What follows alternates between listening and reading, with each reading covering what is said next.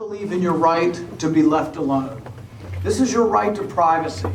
I stood for 10.5 hours on the Senate floor for your right to be left alone.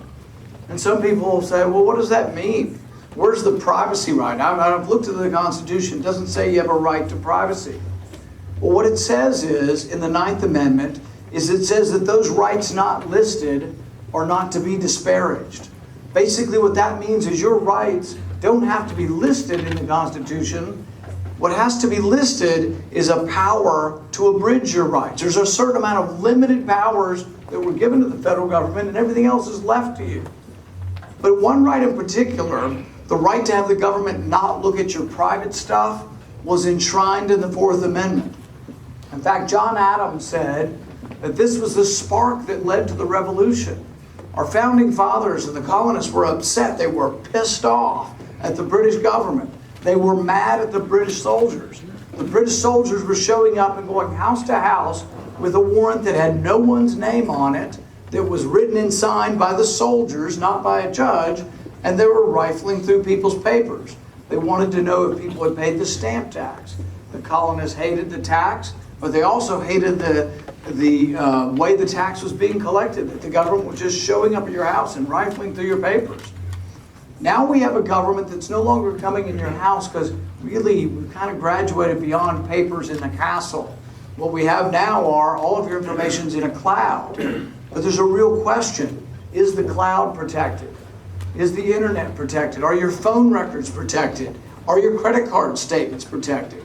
The other side, which is most other Republicans and most Democrats, believe that you have no protection. They say the 4th Amendment doesn't apply to records held by a third party. Problem is, all of our records are held by a third party. And now others will say, well, it's just boring old business records. Who cares if the government looks at your records? Well, if I have your Visa bill, I can tell whether you drink. I know that's not true. I can tell whether you smoke. I can tell whether you gamble. I can tell what books you read. I can tell what doctors you go to. I can tell what your medicines are. That's none of the government's business. Yeah. In the Constitution, it's not easy to go to war. If you let one person in the White House decide when you go to war, you're going to go to war more often. And that's why all of our founding fathers said that's specifically why they took the power from the presidency and gave it to the legislature. You've seen how messy Congress is and how it looks like we never get anything done. Sometimes that's good. And if you were talking about going to a war that may not be the best thing for the country, I think you might have less of a chance of getting a vote. It's sort of what's tying up right now some of the ability for people to vote to go back into the Middle East, because frankly we've been there for 15 years. The Sunnis and the Shiites have been killing each other for a couple thousand years over there. And it's so messy that sometimes we're not even sure which side we're on. So for example, the next question they're going to ask, and I promise you there'll be people promoting this, is we need to be in Yemen. All right? Yemen's really confusing. I'll bet you most people don't even know who the sides are in Yemen. Saudi Arabia is on the side of people who are similar to or somewhat supportive of Al-Qaeda. The Houthi rebels are backed by Iran. So many in Congress are saying, we have to counter Iran in Yemen. Well, to do so, we'd be on the side of Al-Qaeda. Yeah. Iran's trying to kill Al-Qaeda. I'm like, let's buy popcorn. But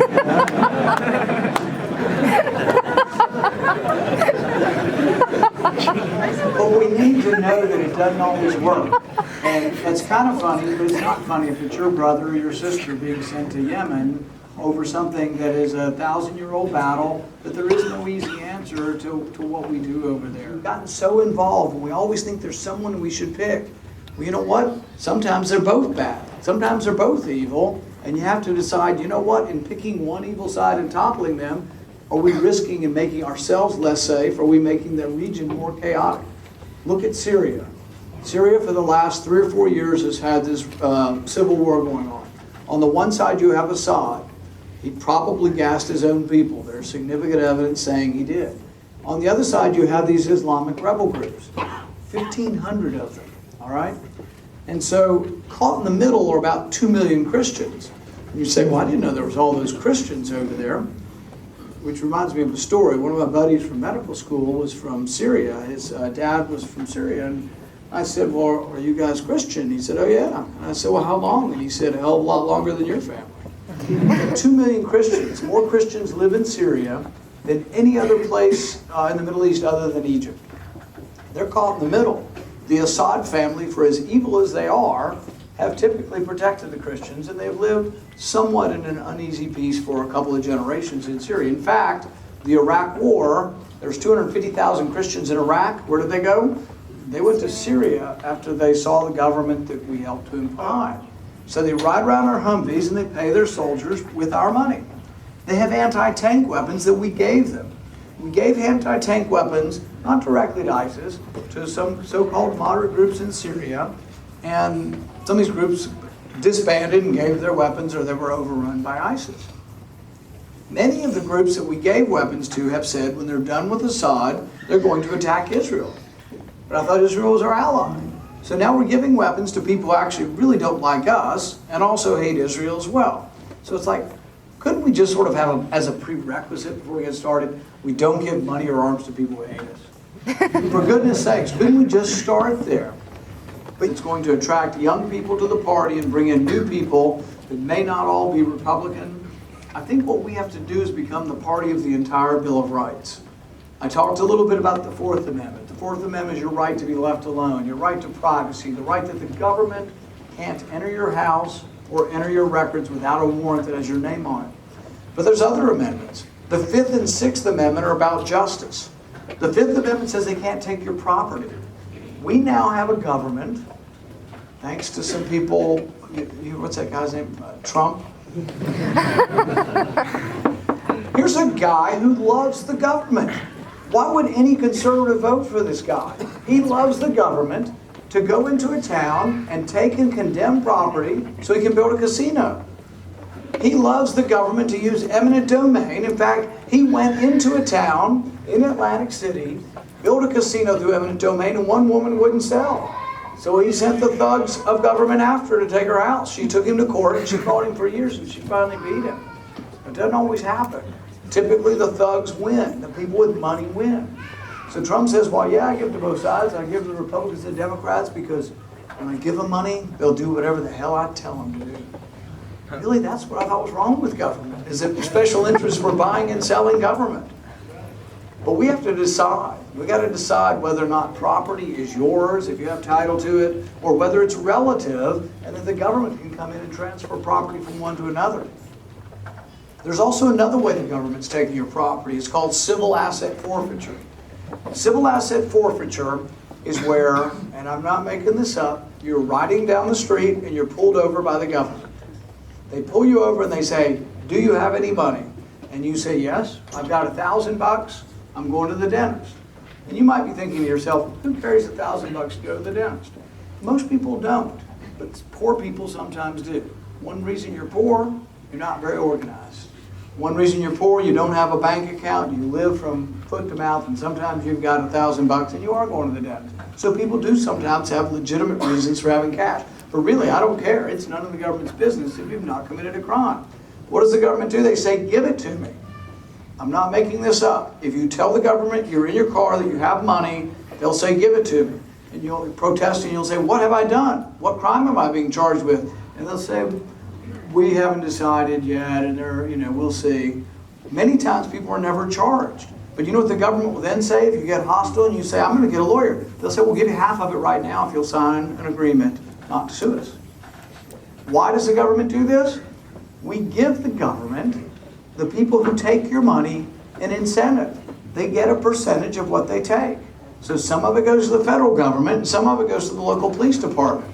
So 8 people have been convicted of selling drugs from your motel, so we're taking the fruits of this evil deed of selling drugs. It's like, well, we kicked them out. We didn't know they were selling drugs, and it happens in every hotel in sort of poor areas that somebody's inevitably in the hotel selling drugs on occasion. It was like 8 people out of like 140,000 people over a 14-year period. It was ridiculous. The government took their hotel. Why did they choose the Caswell Hotel? Because it was completely paid off. All the other hotels had liens, and the government knows you can't get your cash from people. You can't shake them down if the bank has a lien on the hotel. People fought back, and we are fighting back. I have legislation to get Patrick Henry, the party that with passion defends all of the Bill of Rights for rich, poor, white, black. I also want to be the party that has hope and optimism for all of us. And I think of, there's a painter by the name of Robert Henry, he said, paint like a man coming over the hill singing. That's the kind of optimism we need. I think when we become the party of the entire Bill of Rights, we're going to rock and roll to victory. That's what I want to be part of, and I hope you do too. Thank you very much. Make your loans entirely deductible when you start working. Right now you can deduct some of the interest, but not the principal. I figure everything you spend is a business expense. You're spending on an education for a future job. Why wouldn't we let you deduct the entire principal and the interest? Now this is different than just giving the money. Bernie and Hillary and Obama, they'll give you, they just want to think knowledge is free. The problem with free is nothing's really free. That means someone else is paying for it. They just haven't told you who's paying for it. But deductibility against your income, I don't think is unreasonable. The rules have to be changed so you can do it over your working career. Because let's say you get out of college and you're only making $35,000 a year.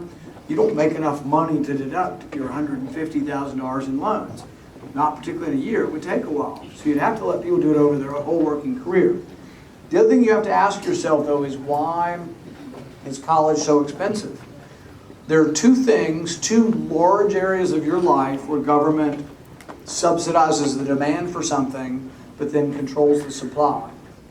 If your supply is constant and you're increasing the demand for something, prices have to rise. So in healthcare and education, there's a huge government stimulus to demand, then there's government controls on how much the supply is. One of the innovations that I would like to see in colleges is, y'all have online courses you can do? Mm-hmm. Do they cost just as much as going to the class? That doesn't make any sense at all. See, the thing is if you have online and you use the internet, there's a couple things that should happen. Oh, another question I wanted to ask. You ever had somebody teach a course that you couldn't understand them? So here's the thing. Why would you take any courses and pay the same rate online from somebody who really isn't doing a good enough job explaining the subject? There are probably people, imagine this, there's the best NFL quarterback in the country. Don't you think there's the best person at teaching calculus in the country? Why wouldn't they teach everybody?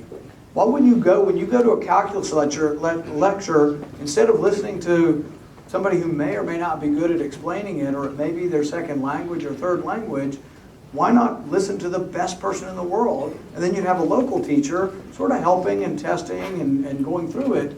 But I think you would have extraordinary teachers. And what would happen is if it weren't overly regulated, the price per class should go down. But see, the schools and the accreditation and the universities, they all control this. And so when you do an online course, it's ridiculous that it doesn't cost them less. It costs them a lot less. But you're still paying exactly the same. So we need some kind of innovation in education as well. And I think some of the innovation would be connecting you to the extraordinary teachers around the globe. Could be that somebody's in Madagascar and wants to learn physics, but there may not be a teacher there, but they may be able to learn in Boston. Over time, we're going to connect and find genius around the world, and I think it's amazing what the upside is, but we got to connect people to the internet.